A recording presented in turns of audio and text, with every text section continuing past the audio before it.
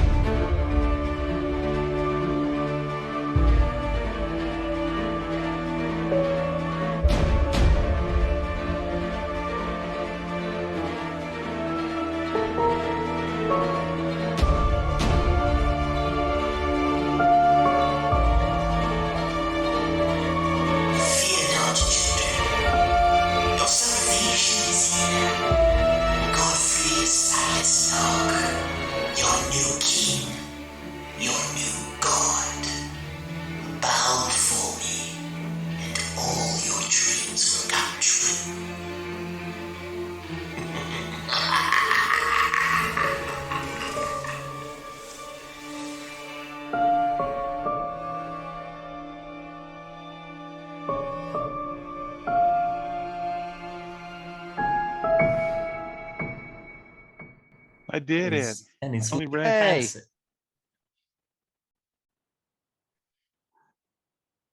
Everyone's not where they're supposed to be, so you're gonna have to all All right. bear with me for a second as I get everyone back. But hey, everybody, and welcome to session 7 of Trials of Solaria Broken Oaths, and we're all happy to be there. Thanks for bearing with us in that slight delay. Traffic was crazy. It's like I just flew in, and boy, are my arms tired. There it is. That's a classic one. Brian, you look dapper as frick because it's not been 30 seconds. Have we been live for 30 seconds? Hold on.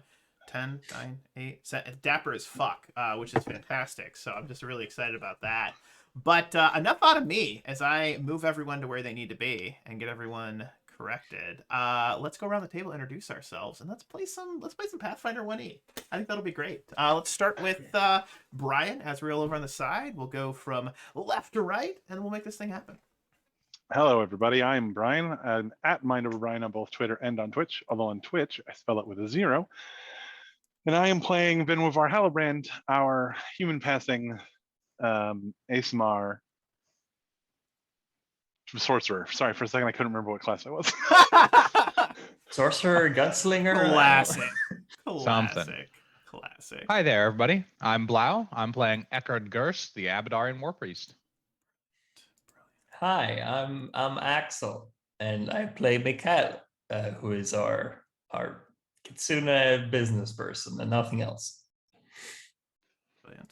Absolutely brilliant. Hi, I'm Drew. I'm playing Bix and Polly, the gnome hunter and his animal weasel companion. I love it. And of course, I am the game master, DerWolf.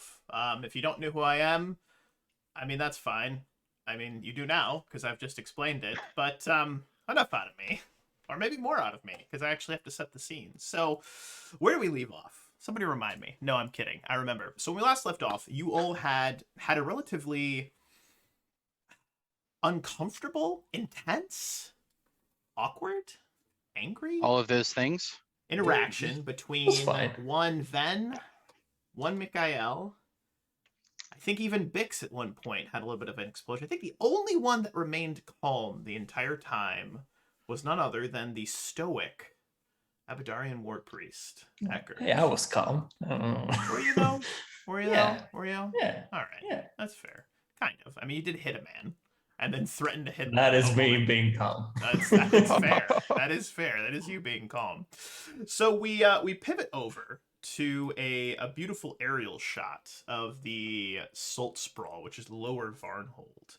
And we see a number of characters. We see Odafi, the apparent daughter of none other than Godfrey, has been escorted into the lower section, the basement of the Abadarian Mint, and placed inside of I hesitate to call it a vault. It's an anti-magic, it's a vault. She's in the vault, and it's an anti-magic fielded area. She's given a bed and, a desk and papers and whatnot.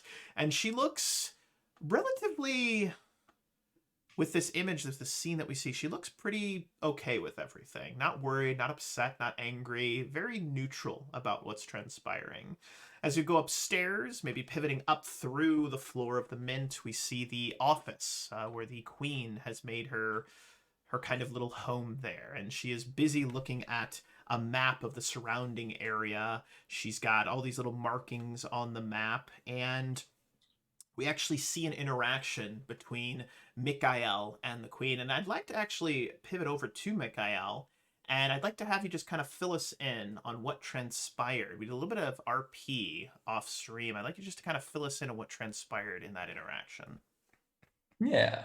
Well, Mikhael went back to the Queen's office area and just requested some further information on what it means to be in the council now that Mikhael and Eckhart are in it. And apparently, as far as we know, we're the only two people now that the older council is gone.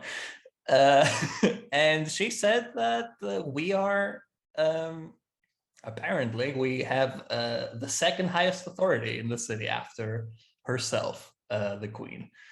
And she also seemed worried about what the centaurs are currently up to, which is understandable from what we've seen. Very good, very good. And as we watch Mikhael exit, are you in fox form or Bob Human Son form? Where are we at right now? I'm in Kitsune form. Kitsune form, beautiful, beautiful. And we watch Mikhael exit, and to describe the streets of Varnhold to you they have returned to an semblance of normalcy. They are merchants, there are vendors, there are people going about their daily lives, going into shops, exiting, but there is still this slight unease. Maybe folks walk with their bags held a little bit closer to their chests, their eyes downcast slightly. They seem to give one another a little bit of a wider berth than you might normally see. And there is a kind of, well, to put it lightly, a kind of shadow over the moods, this dourness, this sourness in the on the faces of the people. But as we watch Mikhael, exit the Mint, the young Sarah, the acolyte, waving to you, have a good day, goodbye. Oh, crap, I was supposed to go meet the taxmaster. We see her run past Mikhael even quicker and actually off in the direction and where she finds Eckhard. And Eckhard, you had also taken care of a few things during the afternoon of that day. And I'd like to just take a moment to kind of follow Eckhard, and if you could fill us in on what you had done as well. Yeah, Eckhard did a couple of things. Eckhard, number one, pulled Sarah from the Mint and spent some time walking and talking with her, filling her in on a plan that he had that I'll talk about a little bit later. He went to the Clumsy Bear and went and grabbed Jennifer, the street kid who expressed interest in becoming an Abadarian. She wanted to move forward with that plan, so he then went out into the city and contracted a tailor to get her a set of initiate's clothes and stuff and a holy symbol. He also commissioned himself a set of nice, fancy, full plate armor with his paycheck. Ooh, there's Jennifer for you, just so you can see her. All right. And he also began working on a plan with Sarah and Jennifer to basically census the losses that happened during the night with the hag. So he is beginning a community initiative to try and help put the city back together. I like it. I like it. Beautiful. And we watch as there is this scene with, Eckhard, Sarah.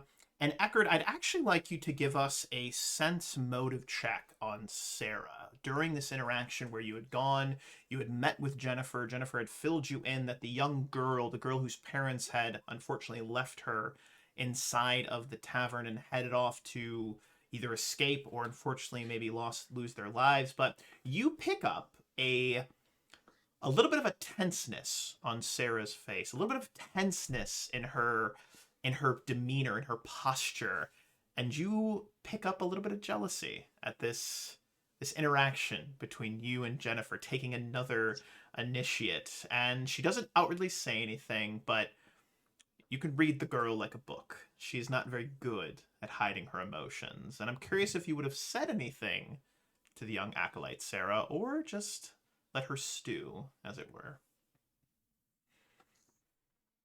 I think Eckerd would let her stew. I like that. I like that. I like that a lot, actually. It's beautiful. I think he'd try to let her work out her own feelings, and then if it doesn't get resolved, then maybe try and handle something. I like it. I like it. I like it. I like it. So we watch as you, Sarah, head off into the city. You begin this census, and I'd like you to go ahead and roll a perception for gather information, or excuse me, diplomacy for gather information, not perception. Which, if depending on what your bonuses are, you can keep the same die roll. If you it would have been, I think, a 19. 19. Okay. So as you begin the census, what you notice is that the citizens are resistant to the questions that you're asking. It's not they're not, magically enchanted. They're not in any sort of they're not mad. It's not that they don't trust you. They are just, it is so fresh. It is so recent that they are hesitant and resistant to discuss it. But as you start to build this list of, I haven't seen my brother since everything happened. I know he was in the southern part of the city. Or, my mother, have you seen my mother? Where did she go? You hear, I'm looking for my wife. Where did she go? Oh my, mothers, sisters, daughters, sons, brothers, aunts, uncles, nieces, all manner of family members across the city are currently missing. And as you begin to compile this list, you realize it's going to take you some time, but you are getting an impression that roughly, maybe if you had to put a number on it based on your initial foray out into doing the census, maybe about 15 to 20% of the city is missing currently and is either lost or maybe escaped. We're not sure, but that's the impression that you're picking up based on your initial numbers. If it extrapolates out from what you've already put together, that's what you're thinking. So a relatively large number of citizens were lost. We then pivot over to Bix. And Bix, you are at the Clumsy Bear. You had your interaction with the good tavern owner, Sigbert, and you had asked him to look after Polly. Polly obviously having a relatively rough day, almost dying, which is terrible. But you had met with the young girl, and I'd actually like to pick up that scene where there is this motherly woman who was staying with her in one of the upper rooms of the Clumsy Bear, and she said, oh, look who it is, look who's here. And you had come in, and the little girl had asked you where Polly is, and I'd like to actually pick up right there. Hi, Bix. Where's Polly? I have a ball that I wanted to play with him with, if I could. I'm sorry, sweetie. He's actually he's in our room sleeping. He had a very rough day, and he needs some rest. I gave him some medicine, and he's sleeping now. Oh, is he sick? He's not sick, but he got hurt. He's okay now. Don't worry about it. He just needs some time to rest. Who let her Polly? Polly is very nice. And you see the little girl's actually starting to get a little upset. She's starting to blither on a little bit. It's okay. She's starting to look worried. The motherly woman is looking at you with a bit of a worried expression, like, do you not know how to interact with children? But please, I continue. don't. He's, like I said, he's okay. We had gone out and we helped save the city, and Polly was very, very brave when he was fighting the bad guys. But bad guys don't care about braveness sometimes, and sometimes good weasels get hurt. But he had friends that helped take care of him, and now he's okay. He just needs a little bit of time to rest. I just wanted to come here and check on you to make sure you were okay. I'd like you to make one of the most important roles of Bix's life. I'd like you to make a diplomacy check. Bix You're good at those, right? skills.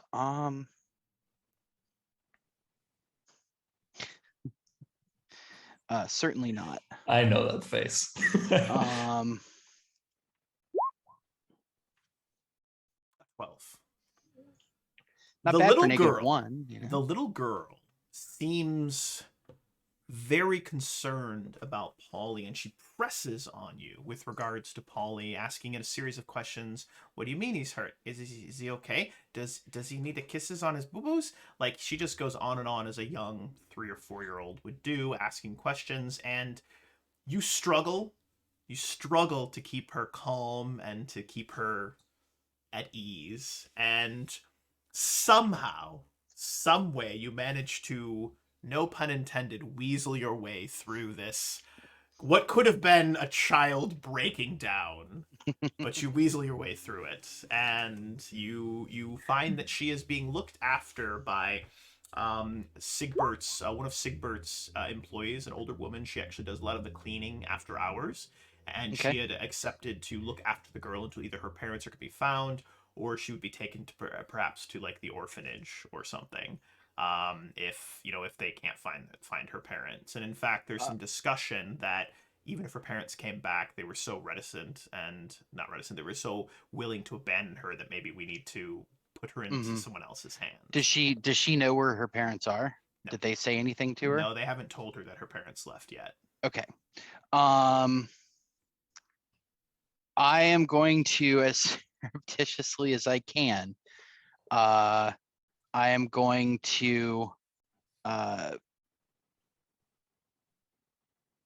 once we're done talking, Bix on his way out, with promises that tomorrow she'll get to see Polly, and I'll bring him by. He'll be all better by then. Like I said, he's okay now. He just needs some sleep. He's a very tired weasel, blah blah blah. And as he's saying his goodbye, as surreptitiously as he can, right before he goes out the door, I'm going to activate my aspect of the wolf and try and get a scent of her parents. Oof. That is going to be tough, considering that it's been, well over 24, almost 48 hours since they vanished, and you're going to have to pick out their scent, but I'm going to let you roll for it. I'm definitely going to let you roll for it, but the DC is not going to be easy. But if you'd like to go ahead and roll a perception check, we can take a look and see how that plays out. Aspect of the wolf enabled. Yeah, that was, and pun was fully intended, by the way. Weasel his way through it. Absolutely fully intended. If you thought that I was not intending it, 100% was intended. Absolutely. You lied only a little bit. Only a little bit. Let's see. As is my prerogative as the game master. Half-truths. Cloak and daggers. Perception. Shadow and lies. No pun intended. All puns intended. All the time, constantly. I love it. Only Hold buns. on. That man has bones, Blau. That weasel has bones. You How can't can attack you a weasel. abandon a child with bones? How can you abandon a child? The child has bones. Jesus Christ. Hold on. Let me. Oh my god. What's going on? What's going on, Drew? What do you got? I'm looking up how the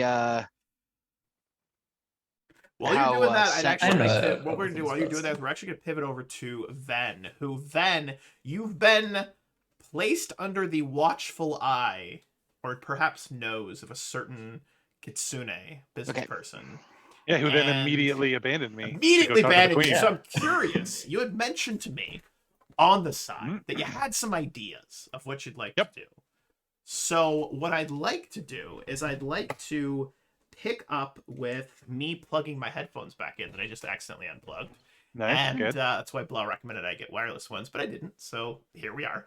And we're just having a great time. So what's going on is I'd like to know, what is Ven up to? So let's imagine, if we will, Mikhael just kind of vanished. walked off, went to see the queen, leaving Ven to his own devices. Inside of the Clumsy Bear, Eckert is off with his acolyte and his new acolyte. He's building a whole freaking congregation. It's amazing. Bix went off somewhere. Put Polly in his box. I mean, I don't know. What's Ven up to? What's Ven gonna do? Ven leaves word with the tavern keeper that he's just gone out to spend his paycheck, and that if the Foxman asks, he'll be back before the bard comes to sing a song tonight. And then he goes out to find the nearest magic shop to see if he can purchase some scrolls, for general use. I like it. Yes. I like it. Do you have a scroll for that?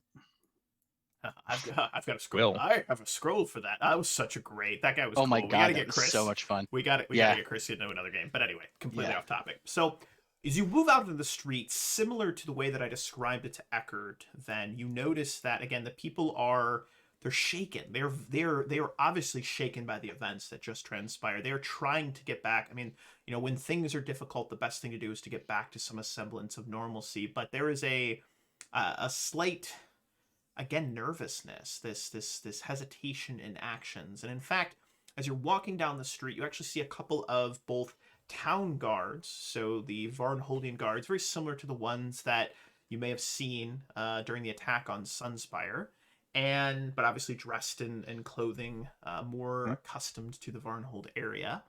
And you see a couple of musketeers moving in the opposite direction, and they both kind of stop and give each other not an uncomfortable eyes, but this kind of wary eye at one another. So imagine, if you will, you're in the street, you see the two musketeers standing 30 feet apart. There are two Varnhold guards. The musketeers have their hands on their rifles as they're carrying them kind of at ease, hunter style, not the other style, if we're using Hunt Showdown. And they're sitting there, and they're both just kind of watching each other. I'd like you to make a sense motive check on this situation. I want to see if you can pick up some of this underlying, maybe awkward strangeness. 16 is good. That'll good. You can tell that there is a distrust primarily coming from the Varnhold guards. There is this who do you think you are expression on their faces with regards to the musketeers. And the musketeers themselves seem to be looking back with an expression that says, you know who the fuck we are. We're the goddamn musketeers. Ven, sensing an opportunity to ingratiate himself to people in this town who may, aid him in his quest to not be under the thumb of a certain Foxman, immediately, he's got his gun slung over his back, immediately, on the Varnhold guards, just throws his arms over them and is like, gentlemen, I gotta say, I cannot thank you enough for the support you gave us during that battle today. I'm telling you, if it hadn't been for the Varnhold guards keeping all the people inside, and look, musketeers, guys, you got to come over here. Let's talk about how great this battle was. There were some musketeers on roofs. There were Varnhold guards at the ends of the alleys. Man, without the two groups, I can't even imagine how that fight would have gone. I love it. And you actually see a couple of citizens are listening in. You see a couple of, a few families, some merchants, a couple of folks, milling about, and they're all watching what's going on. And you start to hear some whispers.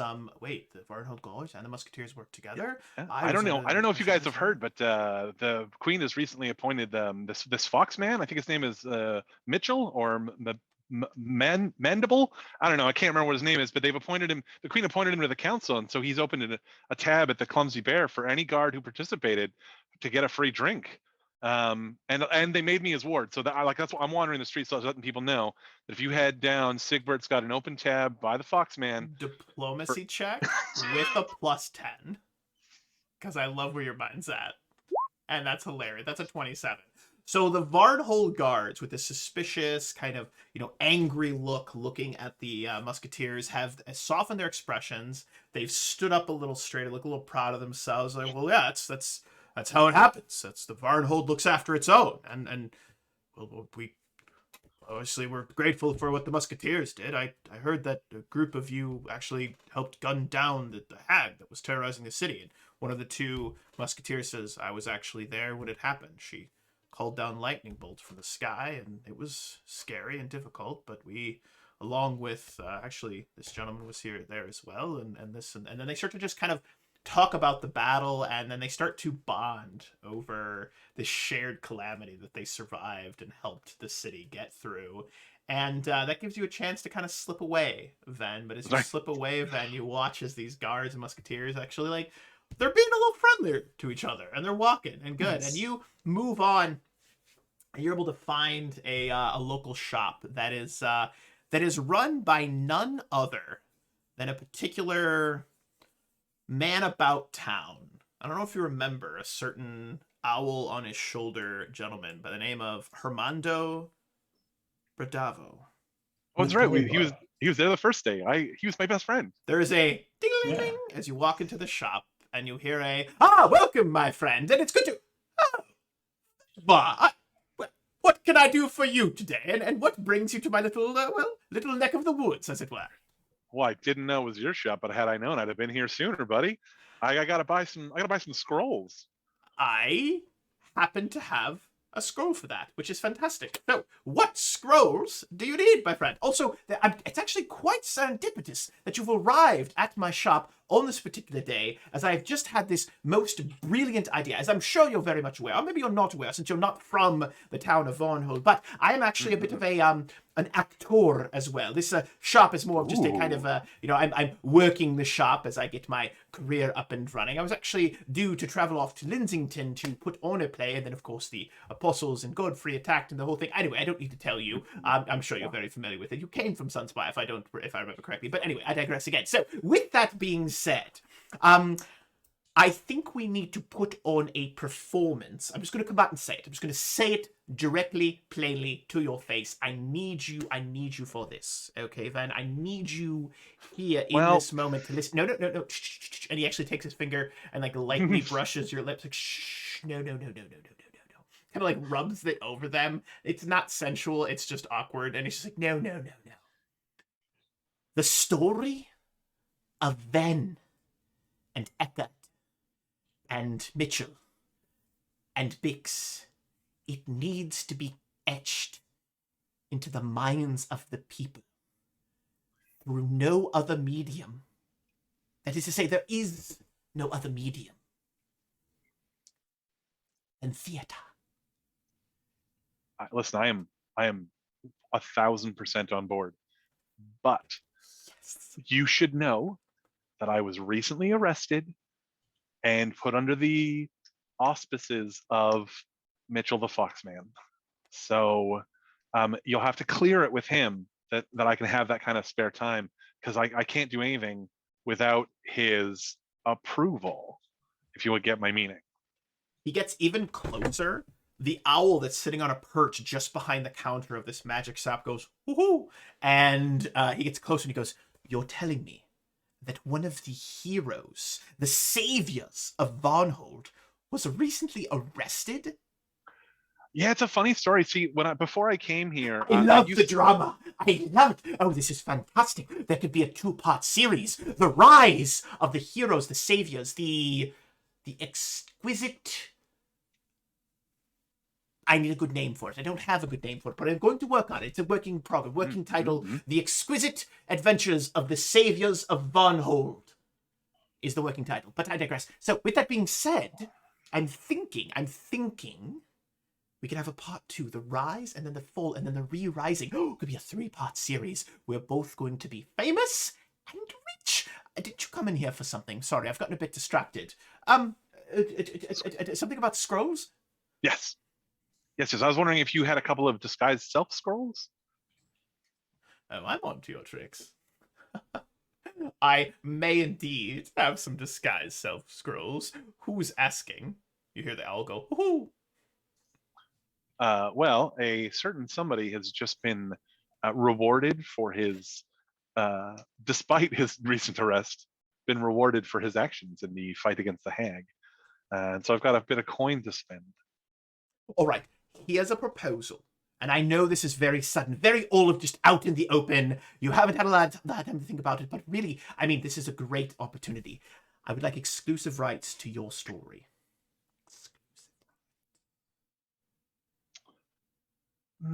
I mean, I've had a lot of offers about that already, like 2 bards on the way here. His But listen, eyes, his face, all the color drains away. You can see he is like, his heart is in this. But I gotta tell you, I like you. I like. There's so many things I like about I'm you extremely here. likable person, of course. And I met you first. Like, you're the first person I met in town yes. who was like really approachable, like really just the kind of person I want to associate with. Yeah. So make me an offer. I'll hear you out. Well, here's what I'm saying. How about a standing discount at my particular shop of oddities for exclusive Okay, rights and 70% of the revenue from the play? You know what? It's not as good as the other deals I was offered, but because it's you, my friend, absolutely. Oh, fantastic. I'll draft up the paperwork. Hourly! Yes, yes. Ooh, ooh. Okay, grab me some paper, grab me some pen, and we're going to kind of pivot away from that scene, but you're going to get a 50% discount on scrolls at his scroll shop. So it's aggressive. And that's good. So with that being said, Ven's off doing what Ven does, getting some disguised self scrolls. I'd like to pivot back over to Mikhael, actually, or Mitchell, excuse me. And I'd like to know, Mitchell, I think I'm going to say it from now on, Mikhael. Where does Mikhael go after their meeting with the Queen?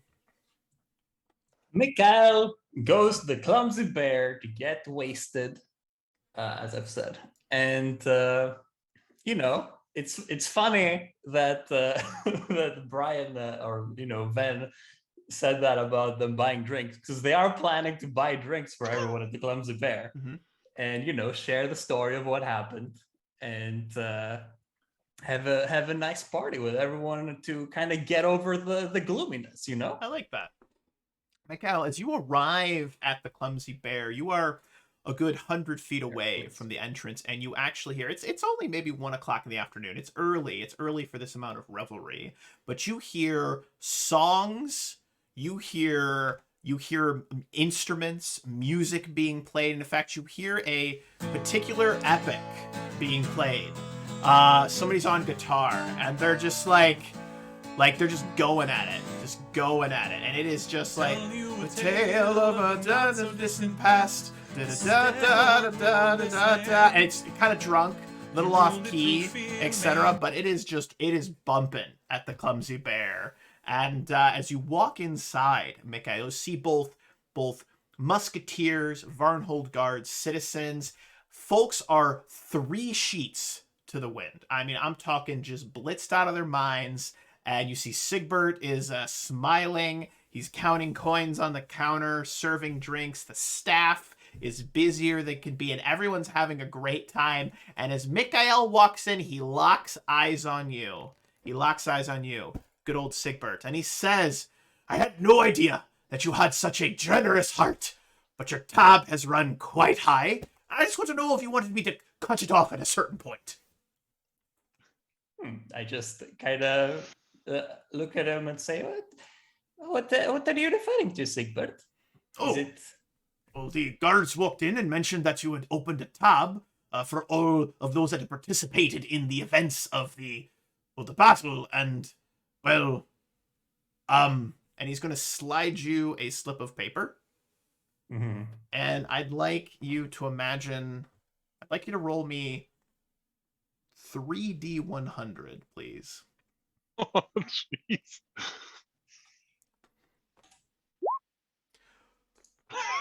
It's pretty high. They have racked up a tab of 223 silver. All right. I look to Sigbert, and I walk up to the counter, and I will climb up, and I assume there's a lot of noise. Oh, so it's loud as could be. There's laughing, singing. You hear a glass break. Someone in the back goes, "Opa!" And it's crazy. It's absolute madness, pandemonium. I will tell Sigbert to get everyone's attention for a moment. Okay. No. Everyone! The children, the tale of the people of distant past. Said Lindsay and wrestled at his bow. It's just crazy. It's madness. And then Sigbert goes, "Everyone, shut the hell up!" And everyone goes silent and turns towards the bar, seeing you Sigbert's yeah, standing will there, and be Sigbert up. motions to Mikhael. I will grab a drink and I will raise it and I will go, everyone, citizens of Varnhold, heroes of Solaria, and I gesture to, the Musketeers and the guards around. Ah! As you all well know, today the drinks are on me, your newly appointed Counselor of the Queen. Drink away till you're full, my friends. And I will raise my glass and yeah.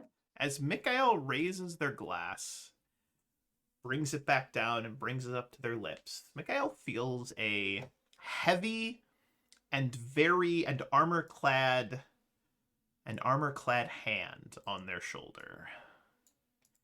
And you see one Teresa Varn, the captain of the guard, with her hand on your shoulder and a very serious expression on her face. I understand your name is Mikhael. That is correct. And you are the apparent appointed member of the Queen's new council. Is that correct? That is right. Mayor Jeffine would like a word with you, and he's requested I bring you to his office. Well, of course, the politicians' responsibilities never end, isn't that right? I'm also to understand there was one other that was appointed. Correct. Do you know where they are? Oh, I'm sure the Reverend is off doing Abadar's work as he always is. There is much to be done after such an event, isn't there? Hard to keep track of it. Indeed. And she gestures very mechanically towards the doorway. After you. I will down the rest of my drink and raise it up to encourage everyone else to merriment They're all excited while I'm off. I like it. And I'd like to then pivot over to Eckard. And Eckard, you are out in the city with Sarah, and you've been taking the census. You've been, again, it's always around that 15-ish, 20% of the people have gone missing. And do you have your horse with you as well, or is the horse back in the stable? Yeah, he'd keep his horse with him pretty regularly now. Not feeling super good about putting a horse in a stable if it doesn't need the shelter, if it has intelligence. Yeah. So the horse, other than that one statement it's made, has been relatively quiet, but you see this like twinkle of intelligence in its eyes, as though it is seeing the world for the first time. It is though it is, well, all puns intended, it's always it is awakened in some way, is what you're experiencing. It's like it's awakened. And the entire time, Sarah has her little paperwork with her. She's helping write down notes and names of the missing, etc. And she's almost been muttering to herself, but not really saying anything. You'll just hear her like, stupid, you think she's so pretty. I was a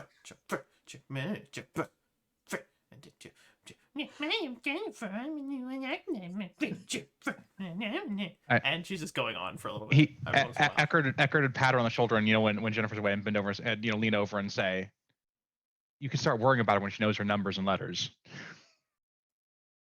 And Sarah looks up to you with this teenage kind of angst is the best way I can describe it. Like you're not my real dad, but she also respects you. And she says she is just a street urchin, isn't she? Can't even read or write. So like, who does she think she is? And stupid. Just an initiate right now, but you shouldn't be jealous of her, and you shouldn't fault someone for taking the first steps down the right path either. Why would I be jealous of her? She's just an initiate, like you said. She's just she probably won't even make it through. It's not easy to become an initiate of Abadar and remember your books. And she then stops talking. He just kind of chuckles a little bit. Yeah, and she's stupid and short, and her hair's not pretty like mine. It's not cut right. She's stupid. Are you Don't worry replacing about me? it. The church doesn't grow one person at a time. Yeah, but like I'm your acolyte, right, Taxmaster? And I mean she's gonna get like somebody else. Well, yes. Oh, Like she needs to go to what is primary school first. oh, okay. And that teenage angst just washes away from her face, and she just like stands up straighter, looks a little prim and proper, a little proud of herself. She's like, I do that. I was just testing you, Taxmaster. We must always be vigilant. The roads do not protect themselves. As He nods and then goes to the horse and kind of pats it on the cheek and says, "So what are the memories like before the last couple of days?" full of hay. I see. That's all. That's all you remember is the food. The horse, again, its voice is. It's hard to do a horse's voice, but its voice is. I remember walking. I remember the pain. And it lifts one of its hooves and looks at its shoed hoof and then sets it back down. More time, rider. I require more time. And then it goes quiet again. He nods and says, "Talk to me when you're ready." And kind of keeps on with his business. And then Sarah is singing a little song to herself. She's like, me and the taxmaster doing a census, cause that's what the Church of Apata does. Gotta make sure everyone is in good shape, and then they're gonna do some stuff. And together they're going on adventures and stuff. And she's in a great mood. She's having a lot of fun. And Eckard, as you are continuing to do the census, where would you end your census? Would you be doing this the rest of the day? Would you eventually, go off back to the mint? What would be the battle plan for the rest of the day? The end of the day would be, getting however much work can be done that without working to exhaustion that day, and then returning Sarah to the mint along with Jennifer and introducing Jennifer to the banker. The banker, perfect. So the banker can take over with her, education, getting and, her to the right spot, off to the proper schools. Maybe get her a similar taxmaster to look over her, etc. I like it. That's perfect. Awesome. Now let's pivot back over to Bix. So Bix, after you were in the moment of trying to do this scent to smell where her parents had gone. So go ahead and make that perception check, please.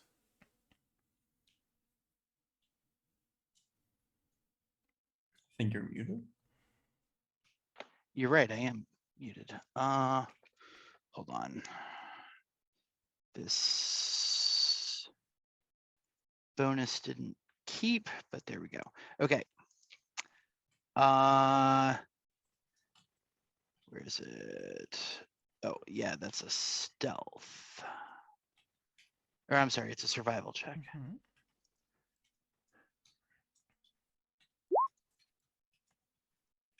23. So I have good news and bad news, Bix. Your scent ability, it's working great. The bad news. I'm sorry. That's it. No, that's fine. That's fine. Never mind. The bad news is there are so many scents that to pick up the specific one that might have been her parents, everything is muddled. There's the smell of decay. There's the smell of blood. There's the smell of people. There's the smell of alcohol. It's just, you didn't have a good chance to actually pick up their scents originally, and tracking them at this point, it's going to be impossible based on what you're experiencing right now. Can I use a hero point? I mean, you can. What would you like to do with that hero point? I give myself a bonus, right? You could just give yourself a +4, or you could use the hero point to maybe give yourself an advantage and be like, but Game Master, this thing. Yeah, I mean, but Game Master, I am a skilled, experienced hunter. I mean, I've been hunting man and beast for almost 60 years now. Been hunting what now? All Adam right, Beast, all right, you all right, all heard him. right. You know, if you make such a compelling argument, and you did spend a hero point, Bix, that it occurs to you that the girl might have something of her parents on her still.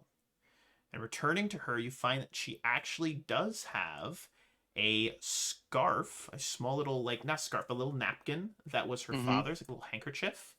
And if you get a good sniff of it, you actually pick up the father's scent, specifically the father's, not the mother's. But you track it to one of the back doors, and you then track it outside, and you follow it as it weaves left and right, and this way and that.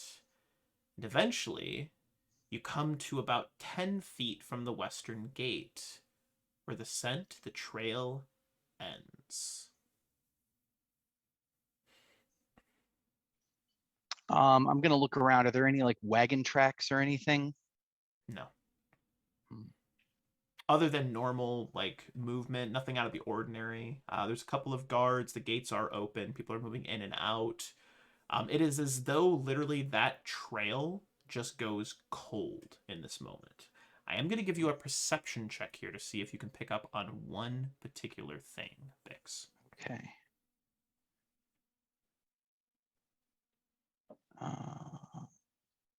There.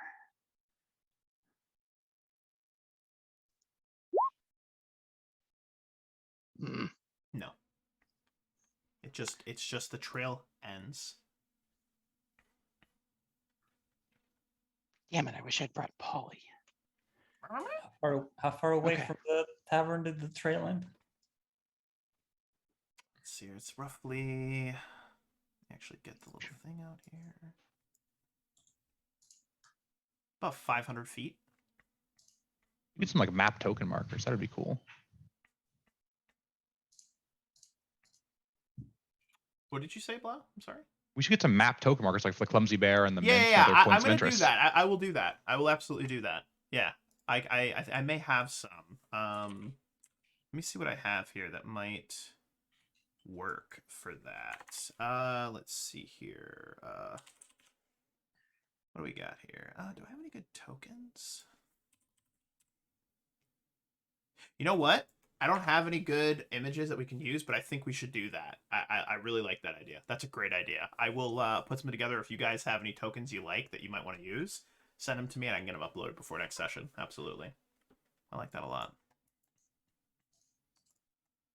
All right. So yeah, that's where we're at. So what would then Bix do after that?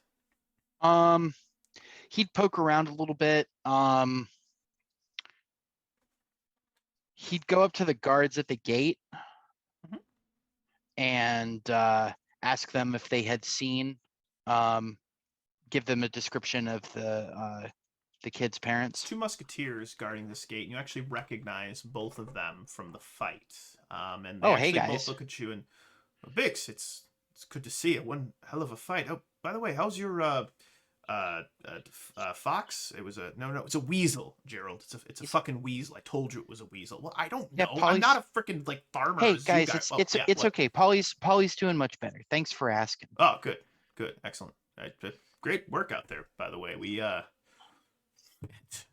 things almost went Thanks, to you complete guys. shit. You know. You guys did great too. Appreciate it. Hey, did you see a couple maybe earlier today, and he gives them a description of the parents? I'd like you to roll a D100 and tell me high or low. Hi.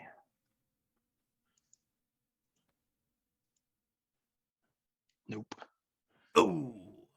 Both of them look to each other, kind of rub their chins, think. No, sorry, Bix. We didn't see anybody like that. Friends of yours? Family members? Just some people I know. If you could ask around, any of the guards maybe have seen them. Yeah. Just let me know. I'll be Of at the Bear. Both of the Musketeers nod their heads, and yeah, we'll keep an eye out. Everything all right? Hard to say. Is anything ever all right around here these days? They both chuckle. As right as it can be. For Solaria. They both nod their For heads Solaria. and go back to their respective posts, as it were. But Bix, as you leave, you head off, and I'd like to give us one more perception check. So I want to see if you notice one particular thing here in this moment. One more perception check.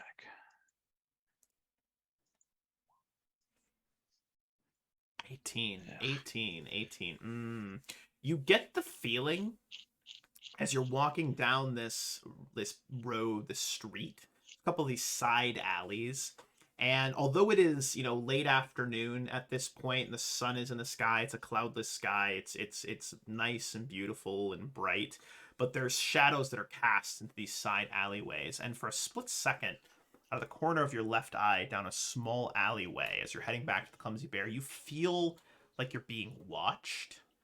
For a moment, you think you see a figure in the shadows, but as you look to the left, there's nothing there. It's just a slightly shadowed, dark alleyway. But it just gives you that uncomfortable feeling. You've been hunted before. You are a hunter, and you've been hunted. You know what it feels like to hunt. In this moment, for a second, you felt like prey. And I'm going to leave you with that. We're going to leave you with that. We're going to pivot over to Mikhael. As you are being escorted up towards the upper ward, and I want to make small talk and stuff while we're talking. Eckert, Just try to keep friendly. I'd like you to roll a D100, and I want you to select high or low before you roll it, Eckert. I think it's always low. Muted. Eckert. Sorry about that. Always low is what I said. Yeah. Oh! And it was high. Ah! Man. Fantastic. Well, you're not getting out of this one. So Eckert is actually walking down the street, and Mikhael, I want to give you a few moments of interaction with Tessa Varn. She is a very stoic, very serious, very military-style woman. She is just lockstep and key, and not much for small talk. Most of her answers are yes, no, mm-mm. Just very, very to the point, and she is walking next to you, but slightly back, as though she is guiding you in the direction of the mayor's, I would hesitate to say manor, but it's his office and abode, etc. It's behind a slightly small walled area north of the city. It's actually the old Varnhold, they had a little palisade, as it were, back in the day prior to it becoming part of Solaria. But you're walking, and I would like to know what you're discussing with Tessa Varn. Teresa Varn, I mean, I won't go into. I want the role play it out because we're walking for a while, and Mikhael talks in more words than is necessary. Please. But I do a bit of small talk, and I express my my relief that she survived the event, and hope that we will have a good cooperation in the future, and things like that. Two things. At the mention of survived the event, you see her teeth grind for a moment. There is a small sting at the mention of survive the event. That particular phrasing of survive the event seems to affect her in some way. And the cooperation, she gets a little more rigid, which you didn't even think would be possible because of how she's clad in full plate. She is all business. She's all business, but she gets even more rigid. I will correct my course and continue talking about how how fortunate the people of Varnhold are to have her in charge and in charge of the guard, and how I'm sure that she did more than a fair share to protect the people from the disaster. You talk too much. It's the first time in your conversation she's said more than one word. Oh, well, I'm sorry if you're not feeling in the mood. I simply had a lot to say for someone so esteemed as you, but I will keep quiet. Is where you are wrong, Kitsune. You speak. You fill the air with words, but you say very little. But do you not appreciate the things that I am saying? And with that, enter Eckert with Sarah peppering him with questions about. You know what? She's asking you right now about your past, Eckert, about how you decided to become a member of the Church of Abadar. She wants to know what your story is. And I'd like to know if you were, if you would fill her in on like the specific details or give her more of kind of a broad brush of this is how I became who I am. He'd give her more of a broad brush and says, you don't do a whole lot of deciding when you're 12.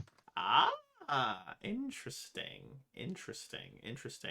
And she's about to press. You could see that she's like, it's on the tip of her tongue, and she's thinking like that maybe she's going to like press you a little bit. She's gonna test the waters, and then you see Mikhael. Mikhael sees you. You guys almost run into each other, and I'd leave the scene to the both of you in this moment. Is he very clearly being escorted against his will? They don't look like they're upset. Okay, then Eckert will give him a one-handed wave and keep walking down the opposite side of the street. Mr. Oh. Eckert, Oh, hello, Mikhael. I take it you're having a busy day. Oh, we just got finished. Did you need something? Kind of wiping his hands with a cloth and. We do need something, priest. The mayor of Varnhold has requested your presence as well. Let me introduce you. This is the esteemed captain of the guard, Teresa Varn. And this is Eckhard Gerst, one of the heroes of Varnhold, who saved the city from the evil hag. Eckhard would offer his hand and say, it's good to see you survived. I didn't see you during the fight, but I'm sure you were doing a whole lot. Actually, very, very earnestly, not actually being sarcastic, but that was, yeah. She extends her hand and shakes yours. It is very military in its shake, very professional, very like crook of thumb to crook of thumb, 3 pumps and then release. Like it's very practiced. And she says, does he always talk this much? In my experience, yes. Is there a way to shut him up? Sure, unconsciousness would do the job, but the mayor wants my presence. Does tomorrow morning work? He is requesting your presence presently. It's pretty late. You can look at the sun. I see it's starting to set. Mr. Gerst, I'm sure we can take a precious moment to give to the mayor. It must be an important meeting after all. Ooh, somebody's in trouble, Sarah says quietly under her breath, jokingly. All right, Sarah. Can you take Shadow and get him taken care of and tell the banker the mayor wanted me for something. I couldn't walk you back. Sarah looks up at Shadow. Shadow actually looks down at her, nods his long horse face. Sarah says, yeah, I can do that. Yeah, okay. And then she grabs the paperwork from you, puts it in one of the saddlebags, and then starts to walk off. And you actually hear Shadow, you hear the horse, look over at Sarah and say, do you have any more of those apples? Sarah says, no, but we could buy some. And then they continue to head off back towards the mint. And then Mikhael, Eckert, and Teresa Varn head off towards the mayor's manor, as it were. But I'd like to pivot back now over to Ven. Ven, you have just signed a exclusive contract with none other than the local man about town, as it were, Hermand Brevdo. What do you do after that? Then he'll head to the bar because he wants to watch his mischief in action. I like it. Head back to the Clumsy Bear with my scrolls tucked in a pouch. I was also coming up with some songs for the show already. Mm-hmm. Got a couple lyrics. As you head off back towards the bar, I would like you as well to give us a perception check as you are passing by one of those alleyways, similar to the ones that I mentioned to Bix. 21. Then would you describe yourself as maybe a suspicious person or a someone that I don't know. How would you describe yourself? Ven is a little paranoid because Little he's paranoid, still okay, worried. fine. He's still paranoid because he's worried that the apostles will find him and press him back into service. So as you are passing by one of the alleyways, again, shrouded in a little bit of shadowy darkness, just because of the angles of the buildings, it's a very narrow alleyway, only wide enough for a person and a half to maybe make their way down. Folks would have to, go side by side, face each other to pass each other. It's a very narrow alleyway. The buildings are built very close to each other. You are almost certain that you see a masked individual staring incredibly intensely at you as you pass by. And I'm actually going to, because you made that perception check, and it was a very good perception check, I'm going to reveal to you a token. And this is what this masked individual looks like. And you would recognize with another perception check something else. So you've gotten the first perception check. You're going to make one more. Okay.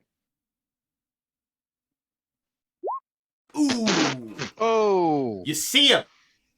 You see him out of the corner of your eye. You look. And it's not just like you see him in the corner, you look and he's gone. You see him there. And then as you watch, as he slips into the shadows and vanishes. And you're not sure if it was an apostle. You're not sure if it was just some masked shadow dude. You're not sure if maybe you are just paranoid and going crazy. You're 99% sure you saw this guy, and he was watching you with great intensity and great interest. Then we'll stop, trying not to act suspicious. Mhm. Don't be suspicious. Don't be suspicious. So yeah, then we'll stop. He goes to to adjust his boot. I'm gonna pick up a stone off the street and then cast light on it and chuck it down the alley to see what he can see. The stone tumbles through the air. I'm gonna have you make a ranged attack roll really quick, because if you roll a 1, something funny is gonna happen. You rolled a 7. I didn't roll a 1, but Is I it a did roll 2? a 4. A 4. All right. So you chuck the stone, and as you chuck the stone, it goes flying. A pigeon was swooping down into the alleyway. It strikes the pigeon. There's a and it crumbles to the ground, but the stone makes its way into the alley, illuminating it in light. And you see a couple of barrels. You see some footprints, but there's no one there in the shadows. Where the shadows were. Excuse me. Then we'll start to back away. Very funny. If you need something from me, you'd be better served approaching me because I am full of magic. And then he does spark in the air again. Yeah. And then once he sees that there's nobody immediately approaching, he breaks into a run because am I getting right caught? Before he breaks into a run, you hear a man say, "Oh look, Barbara, it's a magician of some sort. Oh, perhaps they're putting on a performance. Oh, nope, there he goes." And then you run off down the alley, down the road. Oh, it's quickly. no magician, it's a coward. Oh, it's not a magician. It appears to be some sort of athlete. Do they have I forget, Barbara. Do they have a tournament here in Varnhold? Well, why would they have a tournament? They just suffered an attack. We almost all died, Bernard. Is your memory really that terrible? And then the old couple wanders off away from there. They're back. They're good people. But they head off, and so you get back to the Clumsy Bear, and you actually arrive, and I believe, Bix, you were heading back to the Clumsy Bear as well from your adventure to go and find the child's parents. Is that correct, or did you want to go somewhere else? Actually, yeah, I'll go back to the bear. You both arrive at the front. You're actually walking up the steps when you hear these heavy footfalls. Looking over your shoulder, you would see Ven running like Forrest Gump, and you guys run into each other. Not literally, or maybe literally. I don't know. It's up to you. Hey, you okay? Yep. Obviously not. Well, there was a I thought I saw something in an alley and there was nothing there. And honestly, I just felt like the better part of valor was to get out of Dodge. Yeah, I thought I saw something in an alley too, but it was just like a rat, maybe. Was it I Cloak don't Dude know. with like a face mask and like a bow and like a bunch of arrows and he was like looming and then he vanished into the shadows? No, I just felt like I was being hunted. Could it have like by a big looming guy? I With, mean, you know, it's never it's mind. po- it's possible. I just didn't see anything. Well, we should keep our eyes peeled. Yeah, I mean, it's good. It's a good I'll watch plan. your back if you watch mine. I mean, I'm gonna have to watch like kind of like the back of your legs. Yeah, no, and I'll watch literally the entirety of you because it's about hip high for me. Well, I don't know now why that we're doing we've short established, jokes. now that Can I we've buy you a drink? established that I'm short, let's go. Oh, Solaria, your hero stand. Not on the table. What are you doing up there? No, you're gonna crash. Oh, yeah, that's coming right out of his fucking tab. God damn it. Up to 423. He is. This is terrible. Or maybe it's great. I could double charge him because, I mean, that is destruction of property. Anyway, all right, keep partying, everyone. And then you guys are able to. Sounds like it's a good time in there tonight. Well, yeah, I don't know if you heard, but Mitchell has decided to pay everybody's tab tonight because he's just such a great fox man. Mikhael? Oh yeah, sorry, that's what I meant. I meant Mikhael. Wait, Mikhael's spending money? They never do that. Oh, it was like in celebration of being appointed to the council and like all the guards doing their guard stuff. Did you just randomly tell some guard members that they were gonna pay everybody's tab? Not even a little. No. Is that something that I would do? Absolutely not. Absolutely. I've never... And it's brilliant. Let's go spend their money.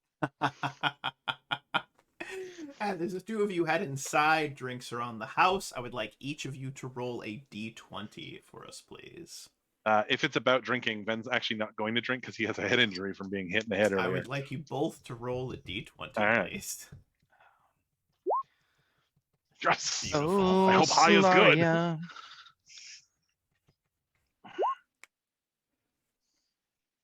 So that's an extra 30. And let's see here. So Ven's tab is up to 253 at this point. 253 silver. So it's going. It's going. And we're going to maybe add it a little bit later. But we then pivot over to a northern part of the city. It's kind of in this a little bit of a walled area. And there is a small-ish but very nicely appointed house, a manor, and it looks to function both as like offices as well as someone's abode. And we're actually going to pivot you over to a brand new map. Oop, if it decides to switch. Come on now, you can do it. I believe in you, map. I believe in you, map. You can do it. There it is. Alrighty then. And let me actually get you guys to where you're supposed to be. Skadoosh. Zoom you in a little bit so everyone at home can see. And you walk up. There are two statues at the entrance as you walk up. One is of the founder of Varnhold, looking very regal. And the other one is actually of the former king of Solaria. The former king of Solaria prior to his disappearance, and both looking rather appointed and regal in their stances. And there are two guards that give salutes to Teresa, and she then knocks on the door. The door is unlocked, and both Mikhael and Eckert are welcomed in. The interior of this manor, this home, is not sparse, but it's very smart and it's very purposeful. There are not a lot of additional, like there's not a lot of artwork. There's not a lot of, knickknacks and things. It looks very functional, and like whoever lives here, which you actually do see for the first time, you actually do see the mayor of Varnhold, right here. He is a cutlass wielding gentleman. He looks to be wearing some leather armor, and the leather armor is studded, because regular leather armor is terrible, apparently. But or no, is it studded leather that you hate, Axel, or is it regular leather? Yes, Studded leather. Standard leather. Yeah, well, he's got studded leather, so the good leather armor, and he is sitting at a table, and he is staring at what looks to be a metronome, and it's just going tick, tick, tick, back and forth, and he's just watching it, and he just watches it go back and forth, and Teresa Varn, she motions for you both to hold at the doorway. The guards look at you, kind of absent-mindedly. They seem not nervous, but a little uneasy, is what I would say. There's a kind of awkwardness in this moment, and she walks over to the mayor. She leans in, whispers something into his ear. I would like both of you to make perception checks to see if you can hear it. Can I see her mouth? Not from this angle, unfortunately. All right. Okay. Almost Okay. hear a bowstring being drawn. Okay. And she then pivots back. Please make your way to the table. Of course. Thank you for escorting us this far.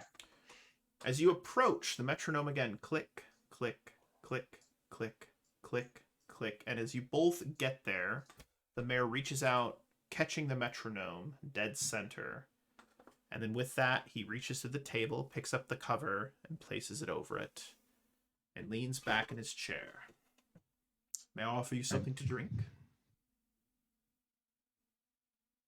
Water That would be fine with me. lovely. If you have any nice wine, I would be happy to indulge, but water is fine as well. Motions to one of the guards. Water and a bottle of wine. I take it there's some urgent business to be handled if you needed us on such short notice.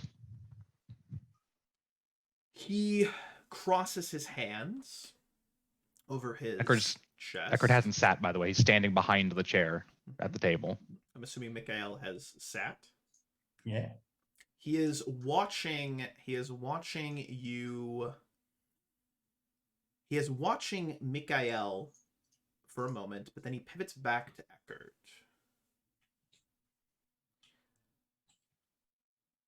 I am not one to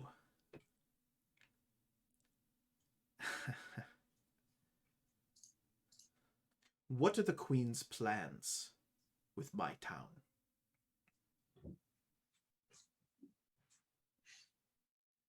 That's something you should ask the Queen, I imagine. She has refused to meet with me. Thus, I have gone to her council for any information that they can provide to me. I understand you are members of this, that is to say, the Queen's Council. Of course. And I believe we would be happy to facilitate any communication between you two. Do I detect a hint of disdain, disappointment, some sort of negative emotion? Please let us speak plainly.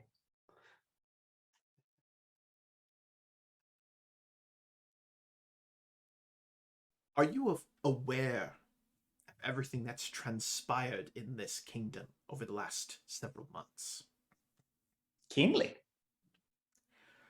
Then I would assume you are also aware that Solaria is not what it once was.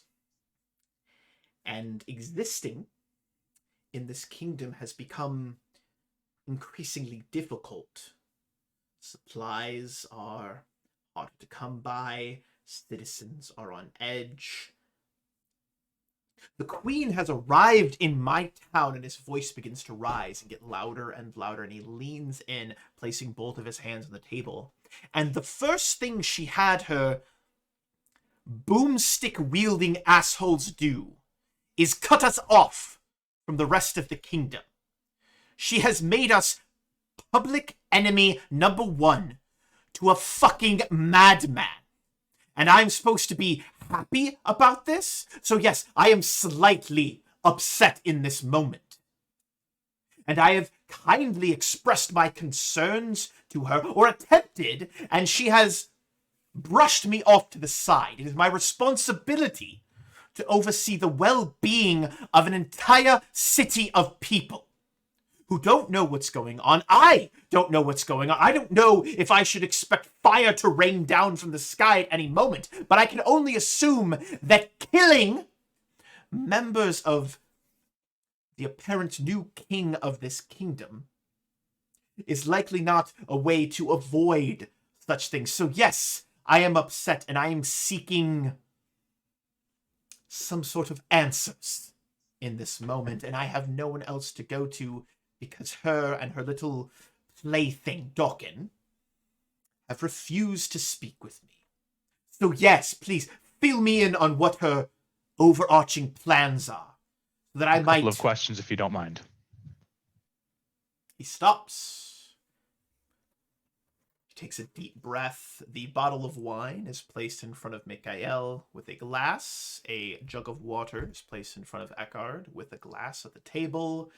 The mayor leans back in his chair, takes one of his feet, one of his legs, actually puts his foot up onto the table and is just sitting there with this.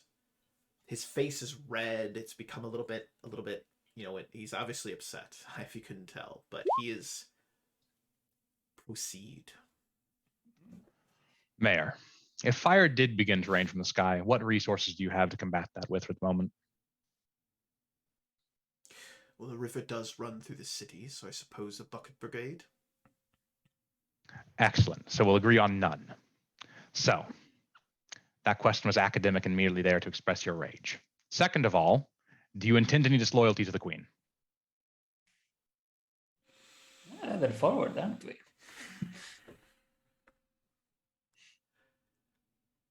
Presently, I don't know where my loyalties lie. You were given your station by the Queen. No, priest. I was given my station by a king who is apparently dead. And the line of succession is what exactly? Succession to what? The former council are dead. The queen is she is a wanted person. Wanted by whom? By Godfrey and his apostles. And they are the rightful government of Solaria because the king is dead? Is that how succession works here? Legally?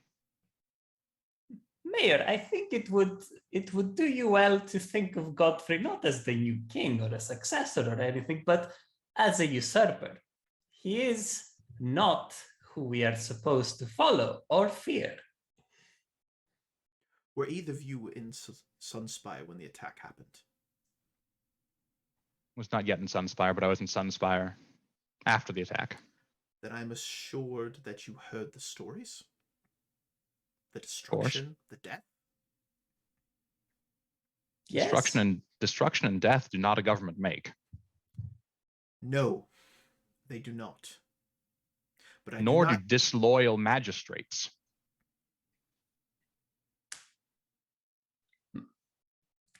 He locks eyes with the man, very clear of with what he said there. Trying to break the tension, Mikhael will interject and say, Mayor, I understand that there is reason to worry. Of course, we are all worried for the future of our kingdom and Varnhold specifically. But understand that it has only been a couple of days since this whole situation here happened, and we have already prevented a major disaster that could have otherwise ended in the destruction of the city. Completely major unrelated. Disaster, if I'm not mistaken, that was brought on by a certain queen's presence in this town. Presence. Well, that is unrelated, I believe. There are all sorts of other disasters that could happen. The important part is we prevented it. The entire situation is the result of people with weak convictions breaking at signs of stress. The fact that that hag had a chance to make a play at all is the result of people like you breaking their loyalties and fracturing under Godfrey's pressure. Oh boy. I would like you to make a diplomacy check, Eckard. If you intend to slit my throat here because I'm speaking the truth, go ahead. But that'll just initiate another power struggle and further the fracturing. Hmm.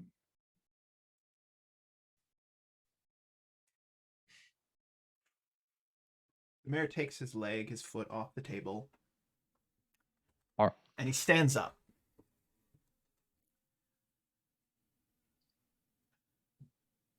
I would like to apologize for my outburst. But I'm sure you can understand my feelings come not from a place of disloyalty, as you so pointedly put it. But they come deeply rooted in a concern for the people that I have been tasked, to use your words, appointed to look after. And the Queen's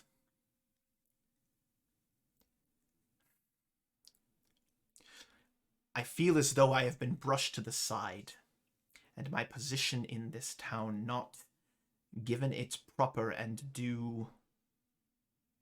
The people here are my responsibility, and I take that responsibility very seriously.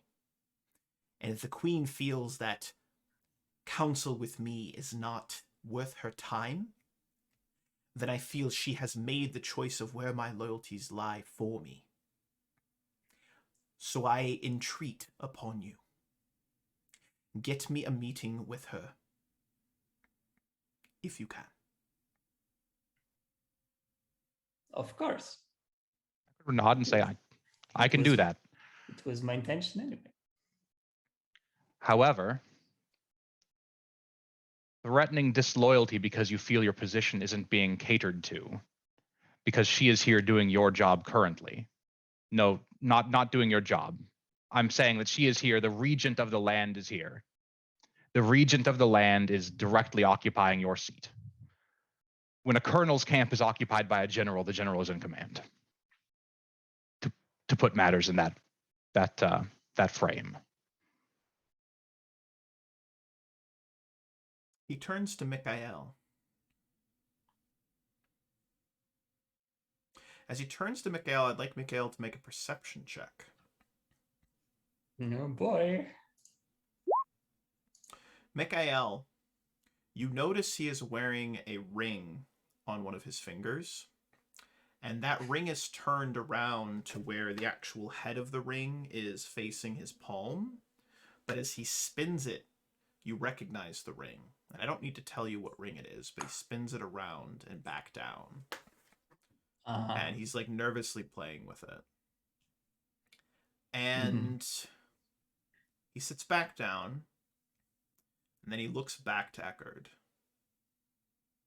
I wish only to understand how she intends to protect this city. I would like cooperation from all fronts. I merely say that the Queen's prerogative has authority at the moment. The Queen's prerogative has I'm trying to switch my words out of character.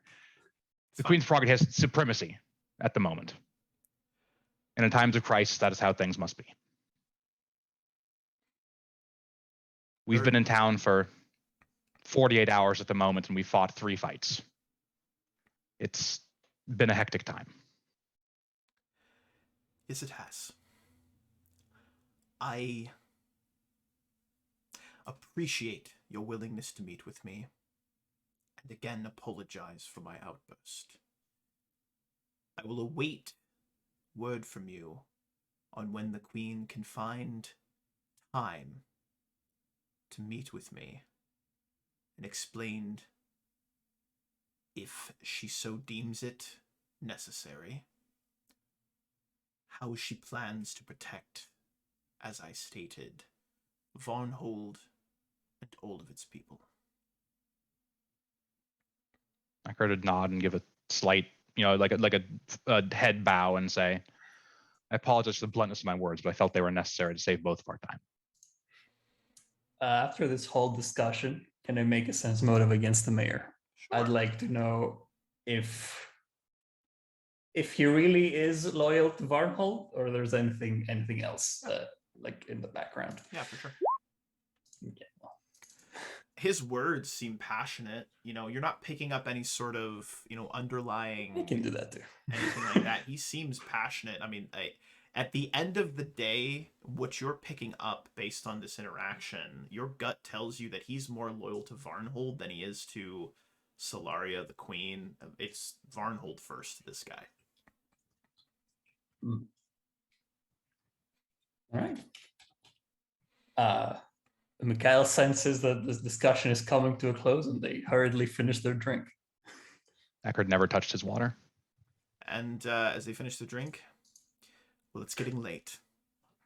Thank you again for your time, council members. And as he says council members, there is a mixture of both like poison in that statement, but also like it's like feigned respect is what you pick up from that statement. Feigned respect.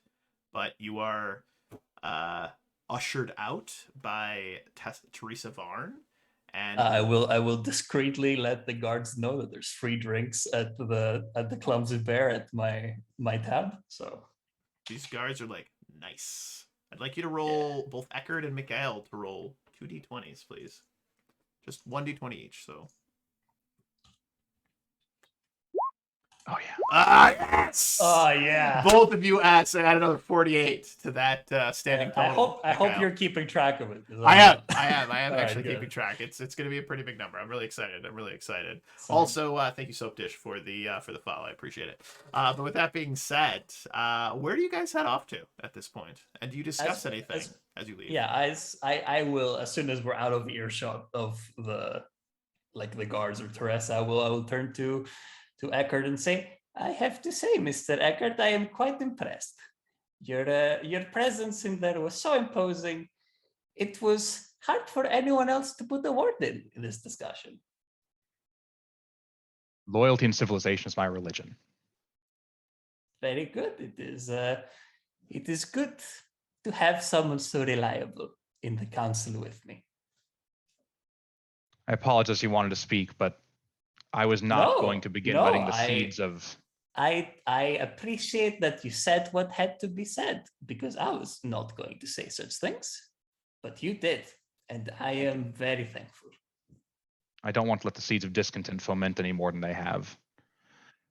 If people like him think they can break away because it's for the best, even if it seems like that at the moment, that's how society breaks. I agree. I could not agree more. I'd like both of you to make perception checks, please. As the sun Is there is a shadowy setting. moment? Sun is setting. Mikhael. Things that bother you? No, Ah, I your- feel happy and fine. Your fox ears actually pick up a sound first, and then as you look down a shadowy... It's mostly not even shadowy. It's just getting dark at this point. It's late. The sun is almost set. There's the just a last guy couple in the rays. dark. You see a guy who's like, hey, no, I'm just kidding. But Hey. no, you see this cloaked figure that I had shown earlier. And I'd like you to make another perception check since you made the first one to see if you notice something. As the cloaked figure disappears back into the shadows, you notice... Do you remember what the color of that gem was? Back... Topaz. Yes, a yellow gem. You notice a yellow gem Oh, that was fast. around their neck in a little amulet, and it looks very familiar. They disappear, I'm assuming. They fade into the shadow as though they literally step into the shadow and disappear.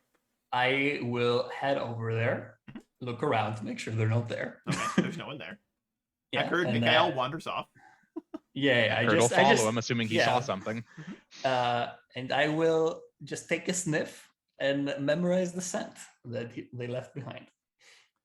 I would like you to roll a perception check again to memorize the snake. Oh no, it'd be a survival check, wouldn't it? For track or scent? I think it's a survival check. It's perception to spot traps, track, survival to follow them. Okay, let's do It's yeah. I'd like you to roll a Yeah. perception check on this, Mikhael. I want to see how you get it. So I'm going to describe this scent to you. The scent smells like a mixture of ink, very like almost solidified ink. So it's kind of got this almost like pungent, like it's gone sour kind of smell to it. There is also a mixture within that ink of kind of this burnt ozone smell, like when lightning strikes nearby and you can smell that kind of burned ozone. And the other distinct smell of this person is the slight smell of smoke. But when I say smoke, it's like that old burned smell from like if you burned something a couple days ago in the kitchen and there's just that lingering smell of like, that's like still kind of smells a little burned in here, doesn't it? That's what you smell as well. So Eckhart sees Mikhael kind of drop down and start sniffing intently. He's just at the mouth of the alley with hand on his pick, like, all right, not saying anything. Yeah, and they're just whispering like, "What is this? Sour ink? Burnt ozone? What did you see? Burnt smoke? And there was a person. They seemed to be watching us. Quite a few of those in the city. It was a mysterious person." They say quite sarcastically. He just like, all right. And they had something very important on them. Mr. Eckert, That's you can keep important information to yourself, right? I won't lie, but a mission is not a lie. Well, this is a mission to keep this information secret from people who don't need to know about it. As I said, I won't lie. If I'm asked about something directly, I may refuse to answer, but I will not lie to protect your information or my own. It is rather convenient, but very well. There is a very important item somewhere in the city, and this person had it around their neck. What are we looking for? A Topaz Gem. It is quite magical and very, very precious in a way. Well, we'll keep an eye out for it. Very well. And try to keep it quiet as well. I had no idea about it. I doubt anyone will ask me about it. Yes, I appreciate it. Well, Back to shall the we bear? go for a drink? Yes. Nod and continue down the street. And as you two return to the Clumsy Bear, I actually have a brand new, freshly designed tavern map for you guys to head off to. And I'm going to ping you guys over to there. Give me one moment. Skadoosh. Yes. New and improved Clumsy Bear map. Super fun. Oh, shit. I know. Oh my god. It's so wonderful. But now I got to find where I put your tokens. Oh, there they are. That's All right. kinky. Yeah, a little bit, right? It's kind of fun. All right, we're going to grab you, bring you guys over there. Skadongle. All right, so new and improved Clumsy Bear map. And let me grab a couple of the other gentle folks that are going to be here. You actually see Dawkin is at the bar as well. We've got Hermando is hanging out there. And actually, then he would have pulled you to the side. And he's got some ideas. He at first said it's going to be a play, but he's like, it needs to be a musical. All right. And it might even be like borderline like opera, like mostly music. But I do want a little bit of talkiness. I'm also thinking there might need to be a narrator. Have you ever done any acting? I feel like, should we cast the roles as the, no, what if you were actually in the play? No, you should be not in the play. We should actually get other actors. We're going to need some like some investors, etc. He's going on and on and on about this musical of the supercalifragilisticexpialidocious saviors of Varnhold Extreme Redux, but he's going on and on about it. And we've got Sigbert over at the bar. He's doing his thing. We got Sarah in the corner getting wasted. No, I'm kidding. Child drinking I is got not funny. I She's got back to the I got a bench. suggestion for the title. It should be the Varnholders. It's so good. Hermando Oh my God. stops. The owl is on his shoulder. The owl's eyes do that like owl thing, blinks, looks down at Hermando, then back at you, and he goes, I fucking love it.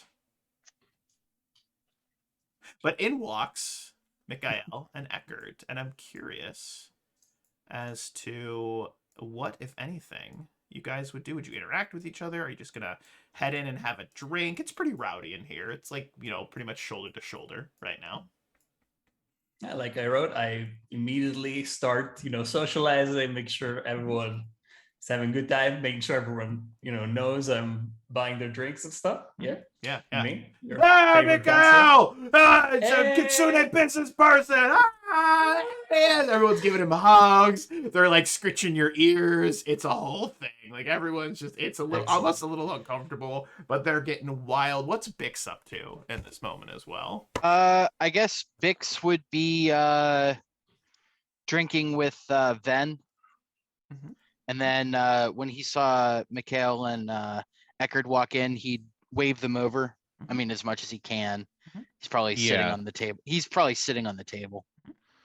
Eckerd would edge away from Mikhael as he gets crowded quite rowdily and make his way towards the other people, the other group members of the table. I like it. I Just like it. sit down, inquire after Polly's health, assuming he's not actually there at the table. No, Polly is not at the table. Ven's going to obsequiously follow Mikhael around, like, oh, I have to expressly like knocking whatever hand he gets a drink in, just to make it miserable for him to try and get anything to his lips. Now but he's trying to make it appear like he's just trying to be as solicitous as possible. Right. I mean, yeah, I'm trudging through the crowd trying to get to our table. But yeah, when you appear behind me, I was, Ven, having a good time, I hope. Yes. Plenty of free drinks. Oh no, see, I have a head injury. I can't drink. That's But unfortunate. I can't imagine how I would have got that. But no, I'm here. I just need you. You're responsible for me, so here I am. Just wanted you to know. I'm Aw. at your service. I just want to make sure that you're having a good time. Here, let well, me hold that drink. Oh, I'm sorry, I spilled your drink. Oh, I'll go. You know what? I'll go Oh. get you another one. I'll Good. make sure that. In the morning, I'll have some magic for both you and Polly, your head and Polly's self. Well, Mr. Vancouver, I left you the whole day to yourself. I hope you used it wisely, had a nice time. Whole day. It's been 3 hours. Yes. I mean, you'll have the rest of it too. I don't particularly care what you I was do. here the whole time. No, yeah, but you're Good. responsible for me, so Well, I trust you. But Bix was surprisingly, I was coming here to the tavern to offer everyone free drinks at my behest, and found out that someone had already made the request for me. Was it you? No, Bix is writing something. no. I anticipated that would be a thing that you'd want to do because I mean, you just seemed like such a generous fox person. So I told It a is couple of true. guards, and then I made sure they all knew that it was you, and I told all the guards to tell all their friends. Then you are smarter than I thought. I didn't expect you to take initiative so well. I could consider me impressed. Maybe we should be doing business around town together. From the bar, you hear Sigbert calling out. He's a big booming guy. He's a giant Ulfin dude. Like he's got a voice that carries, but even you're having trouble hearing him. But he's calling to Mikhael. Mikhael, hey, did your tab have a limit? Of course not. Well, I need everyone to roll 1d100 for me, please. Normally, I want low, but right now I want high, and I got it. This will end when the whole town is passed out or I run out of money. I can't wait for like a 96-year-old grandmother to walk and say, I threw a chamber pot out my window at the hag. Oh, Fantastic. And he goes, oh, it's your coin purse. And he goes, another round on Mikhael. Ah! And everyone's like, ah! And it's everyone goes, ah! He yells and screams, and everyone to make perception checks again. Damn, we make so many of those. Nice, Eckerd. Nice. Almost why I have a button for it, just for it. Nice. Yeah, Eckerd. same. Oh, my aspect of the wolf ran out. Well, as of right now, Eckerd's winning. Winning. Hey, Ah, it's a tie. I need one of you to tell me high or low. First one to say it. So- Hi. All right, it was Eckerd. All right. All right, Eckerd. You are going to be the one that notices this. And as everyone is reveling and enjoying and laughing and dancing and having fun and getting just completely shit-faced, there is a moment as you're just maybe watching everything and you yourself, I don't know if you're partaking of the alcohol or just enjoying the celebrations, like the people that you saw earlier, this downtroddenness, at least those inside of the the Clumsy Bear, seem to have forgotten the miseries of the last couple of days, this attack. They are in high spirits and also high on spirits, as it were, drunk on spirits, but I digress. But there is a moment as you are just scanning the crowd, and it kind of almost as though it parts for a brief moment, and directly across the way you see the young Dawkin, the commander, the leader of the Musketeers. He's sitting at a table. He himself has a mug of frothy foaming liquid. He's lifting it up, clinking the glass together with another Musketeer. There's a Varnhold Guard, a citizen sitting there. They're all just talking and having a good time.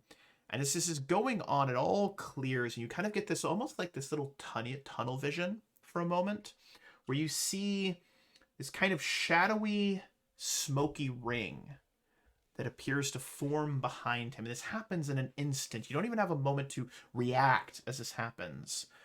And stepping right behind him, and less stepping and more like it appears out of a smokiness, like you watch as the people around him that are slightly blurry, you see this smoke form up and around him, and you see this cloaked, masked individual standing behind him just for a moment, and you see him reach down and lift up this tiny little topaz inside of an amulet, tap it once, twice, 3 times, and then vanish back into smoke.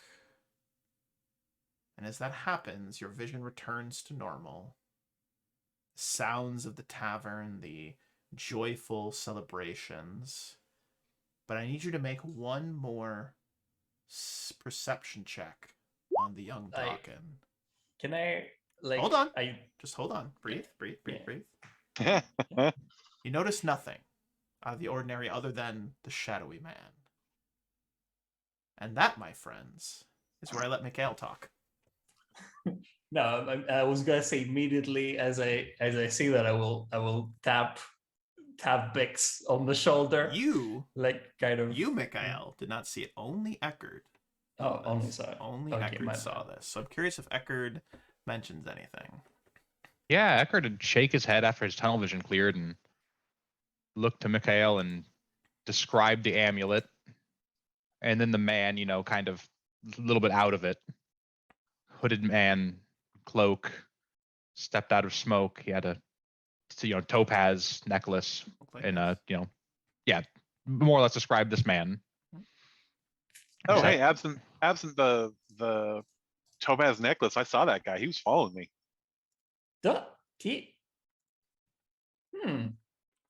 earlier today before I was here for the whole rest of the afternoon.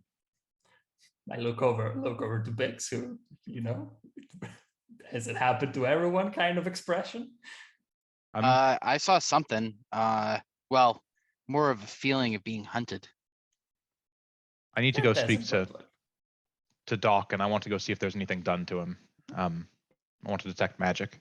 And as you look back, Eckerd, please continue. I interrupted you. I'm sorry. I can Yeah, detect no, magic. he's gonna go across the inn to. Yeah, if you want to come with me, then Yeah. I'm sure your expertise will be useful as well. The crowd has, like gotten more thick, and you can't actually see Dawkins from where you're at, but you Mhm. walk over in the direction of where he was, and as you get there, Dawkins not sitting at the table anymore. The people that he was with are still there, but Dawkins is gone. I'm And- detect magicking. Yeah. I will ask Eckert to point out where the man was standing. He'd point out where he was, and then he'd walk up to the table and just shout, "Dawkins," with a questioning intonation. And as you shout of Dawkins, a couple of of musketeers and even some town's guard and some citizens all go, "Dawkins! Dawkins is a guy!" But Dawkins himself does not Where'd he go? respond. Dawkins, he's a man! Just everyone's just drunk and just yelling Mhm. and screaming. No Yeah. one is listening. But you pick up some very intense illusion magic. And you also pick up some very intense enchantment magic, specifically compulsion. Ecker's going to make his way out to the street, see if he can spot Dawkins departing. Other than that, he's done. And He tried as to wave you- Bix over. Yeah, and then you wave Bix Yeah, over, Bix. Ven over, Mikhael over. Perfect. Ben will follow Eckert out and be like, I detected compulsion. Did you too? I didn't try. I'm looking for him. Enchantment and compulsion. I think we are going to need to. Find this fast. As you walk out into the street, the party has actually spilled out onto the street. It is as though the town itself is slowly being consumed by this free drink party. More people are coming in. And as you all step out into the street, you look around and you can see no sign of Dawkins. All you can see is the revelry, the excitement, more people arriving, tables are being set up outside in front of the Clumsy Bear. And as we pivot out and away from the four of you standing on the porch watching this all, not sure where Dawkins has headed off to, we swing up and over this kind of aerial shot, and we actually zoom in through the glass roof of the Mint. And then we zoom down into the chamber in which the young child of Godfrey, I suppose, the daughter, this Odifie, is sitting at a desk and is very hurriedly and aggressively writing something. And as we kind of zoom in behind her, we see her black hair has been is looking a little frizzy, a little crazy. It's usually kind of like pulled tight back in a nice little ponytail or something. We zip down and she is writing, and as she flips the page over, she continues to write. We don't see what's on that first page, but she continues to write. And as she continues to write, we see that she writes out the sentence, begins to write. She goes, "Where shadows hide, the light is non-existent." And that, my friends, is where we end today's session. Good job, everybody. Oh shit. Yeah. Good game. That was a great Ooh. session, Yeah. everybody. Thank you. Yeah. Very nicely Man. done. I'm very impressed with everybody. That was good.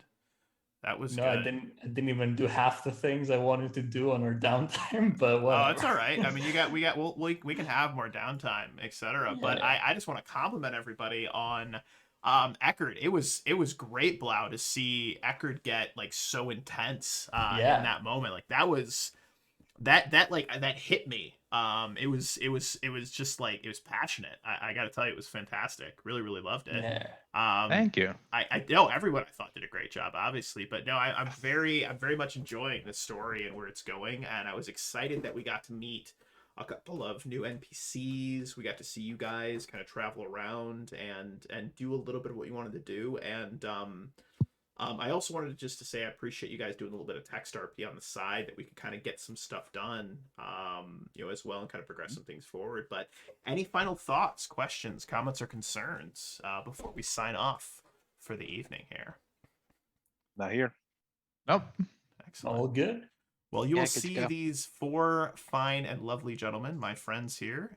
You will see them next Wednesday for session 8 of the Trials of Solaria, Shadow over Suns, not Shadow, fuck, Broken Oaths, excuse me, Broken Oaths. Shadow We over actually, Varnhold. Shadow over Varnhold. We actually just completed another game that was off stream, Shadow over Sunspire, that Mikhael, as well as, well, Axel and Ezreal, Brian were both in, so we had a lot of fun with that. But you guys are awesome, and just want to say thank you to everyone that stopped in to watch. I do appreciate Shopedish for the follow. That's always kind. And in the meantime, as I always say at the end of every stream, thank you for watching and happy gaming. We will catch you guys next time. Goodbye, everybody.